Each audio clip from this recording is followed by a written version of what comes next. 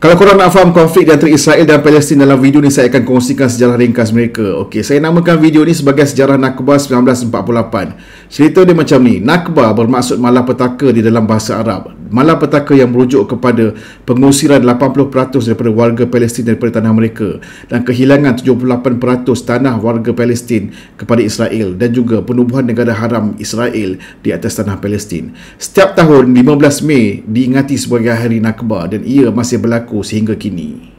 Untuk mengetahui sejarah awal, kita go back pada history pada tahun 1915 ke 1917. During this period, British telah melakukan pelbagai perjanjian dengan pelbagai pihak. Yang pertama, terdapatnya surat menyurat di antara McMahon dengan Hussein, di mana British berjanji untuk memberikan kemerdekaan kepada orang Arab termasuk Palestin sekiranya mereka membantu British untuk menentang Uthmaniyah.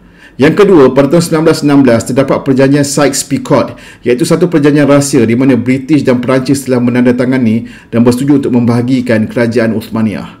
Dan yang ketiga, pada tahun 1917 terdapat deklarasi Balfour di mana British menyatakan sokongan untuk membentuk sebuah negara Yahudi nasionalis di tanah Palestin.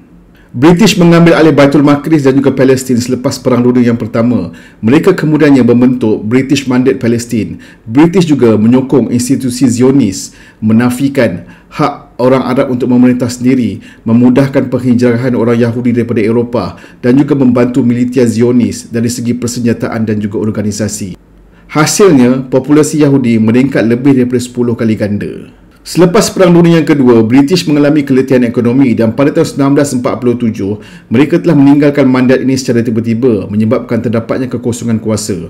PBB kemudian memberikan 55% tanah Palestin kepada Zionis walaupun mereka hanya memiliki 5% tanah dan merupakan golongan minoriti. Rakyat Arab dan juga Palestin menolak pelan ini. Pada tahun 1948 bermulanya Nakba. Militer Zionis melancarkan serangan dan menghalau serta mengusir penduduk Palestin daripada tanah air mereka sendiri. Taktik yang mereka gunakan adalah pengeboman, pembunuhan beramai-ramai dan juga ethnic cleansing di bawah pelan Dalet. Hasilnya, 80% penduduk Palestin hilang tempat tinggal, ribuan terbunuh dan terbentuknya negara Israel pada 14 Mei 1948.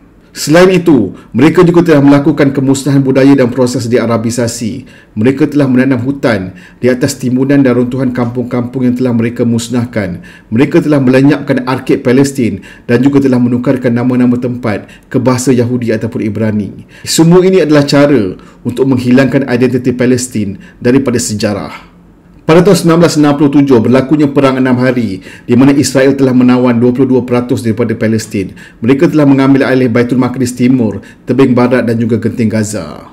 Hari ini, lebih daripada 5 juta warga Palestin hidup di bawah penjajahan. Mereka tidak dapat pulang ke tanah asal mereka.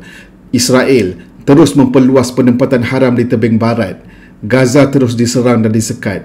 70% penduduk di Gaza merupakan pelarian daripada Nakba. Dan operasi seperti yang dilakukan sekarang seperti Gideon Chariot Operation merupakan cara untuk Israel mendapatkan tanah di Gaza secara kekal. Jadi, Nakba tidaklah berakhir pada tahun 1948. Ia masih berterusan sehingga kini melalui pengusiran, penjajahan dan juga keganasan. Walau apa pun berlaku, kita teruskan berdoa dan menyokong saudara-saudara kita di Palestin agar mereka diberi kekuatan untuk teruskan kehidupan. Kalau korang suka konten macam ni, jangan lupa klik like, subscribe, share dan tinggalkan juga komen.